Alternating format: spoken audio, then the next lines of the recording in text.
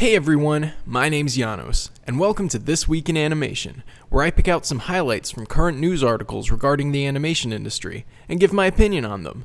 Most of these stories come from Cartoon Brew, or Animation World Network, and I'll have links in the description for all articles I cover.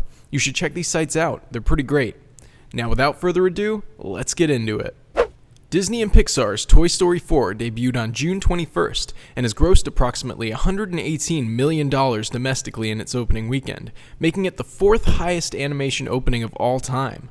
While, by most standards, this is a fantastic achievement, the film has technically underperformed when compared to what it was expected to make. Apparently, Disney executives were hoping for an opening of $140 million, with other estimates ranging from $160 to $200 million. Even so, it's hard to consider this opening weekend anything other than a massive success. Domestically, Toy Story 4 has only fallen behind Shrek the Third, Finding Dory, and The Incredibles 2. But when factoring in the additional $120 million from its overseas release, Toy Story 4 has achieved the highest grossing worldwide opening ever for an animated film, with a whopping $244 million. By any standard, I think that's pretty amazing. The film currently has a rating of 8.5 out of 10 on IMDb and 98 to 95% on Rotten Tomatoes. Personally, I'm a big fan of Pixar, as they always seem to push the boundaries of 3D animation, and Toy Story 4 is a perfect representation of how far they've come since the original Toy Story in 1995. So for that reason alone, if you're interested in animation, 3D or otherwise, it's definitely going to be worth a watch. DreamWorks Animation has released the first trailer for its upcoming film, Trolls World Tour, the sequel to the 2016 movie Trolls. The plot of this film is kinda weird, but basically it follows two characters, Branch and Queen Poppy, who discover that there are 6 different tribes of trolls, each of which has a magical string that allows them to play a genre of music. These genres include pop, funk, classical, techno, country, and rock. The two main characters will be facing off against the movie's antagonist, Queen Barb of the Rock Tribe, who is attempting to unite the 6 strings and destroy all other genres of music. It's kind of like an Infinity Stone situation, except with strings instead of stones. Now, I can't honestly say that I'm looking forward to this movie. I don't really have anything against it, I guess it just doesn't quite appeal to me. But I will say the animation looks very nice. It's super clean and colorful with nice hair and fur textures, and it seems to make really good use of lighting. If it looks like something you might be into, go ahead and check out the full trailer, linked in the description. Trolls World Tour is set to release in April 2020.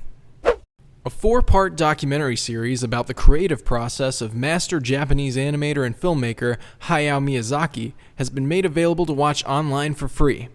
Miyazaki is an internationally recognized animator and storyteller who co-founded Studio Ghibli and is the creative powerhouse behind many of their most recognized movies, such as Spirited Away, My Neighbor Totoro, and Howl's Moving Castle. The documentary series is called 10 Years with Hayao Miyazaki, and, as the title suggests, follows Miyazaki for 10 years as he works on 2 of his most recent films, Ponyo and The Wind Rises.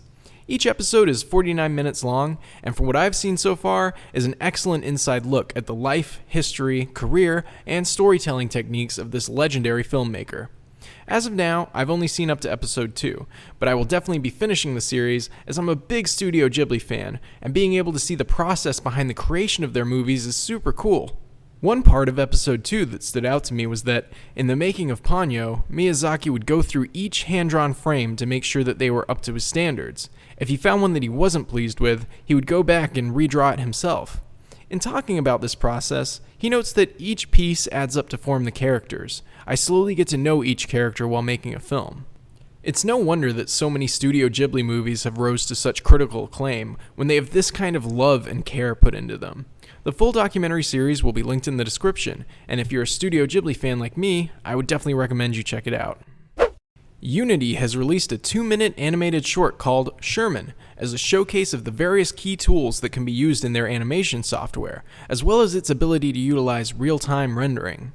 This short premiered earlier this month at the Annecy Animation Festival and was more recently made available to watch on Unity's YouTube channel. The animation tells the story of a rogue raccoon as he tries to sneak past a sprinkler and steal some dog food from an unsuspecting bowl. The sprinkler acts as a guard to the dog food, while Sherman, the small yellow bird the short is named after, simply watches on. It's a fun, light-hearted little story, and more to the point is a good showcase of what the Unity software is capable of.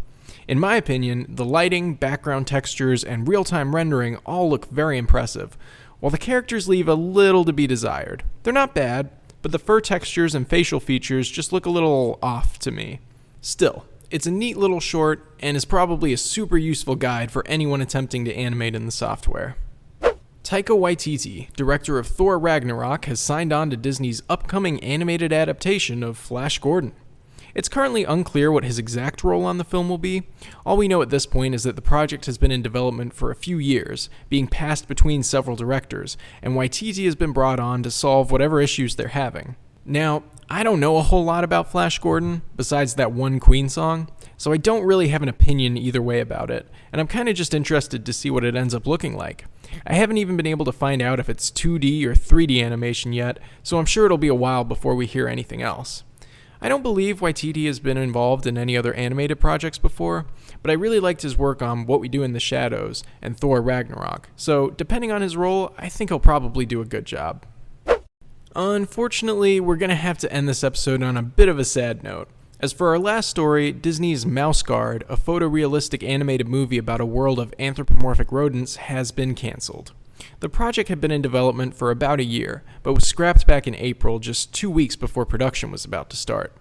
The reason this story is popping up now is that the film's would-be director, Wes Ball, as well as other members of the creative team, have published a huge amount of behind-the-scenes material online.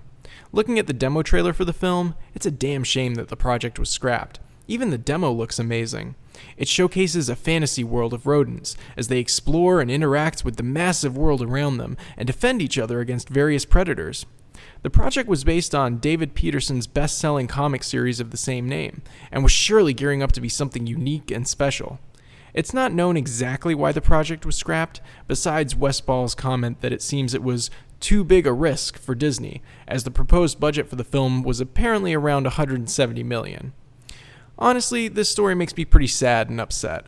Watching them walk through the studio with all the concept art, models, and costumes they had, you can see that so much time and love went into this project.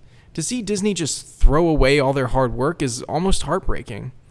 It just really gets under my skin that Disney has been pumping out so many live-action remakes of their old films, but then scrap something that's actually unique and interesting. Now, on their own, I have nothing against the live-action remakes, but to see them take preference for those over Mouse Guard is super annoying. Hopefully another company will pick up this project, as I'm sure it has the potential to be very successful. The full demo trailer for Mouse Guard will of course be linked in the description, and I highly recommend you go check it out and give the team some love by leaving a like. They deserve it. And that'll about do it for this week in animation. Did anything interest you? Were you excited for Mouse Guard, or did you think Disney made the right choice in scrapping it? Let me know in the comments section below, and if you enjoyed this video, please take a moment to leave a like, and subscribe if you want to see more videos like this. It would help out a lot, and I'd really appreciate it. Anyway, thanks for watching, and I'll see you all next time.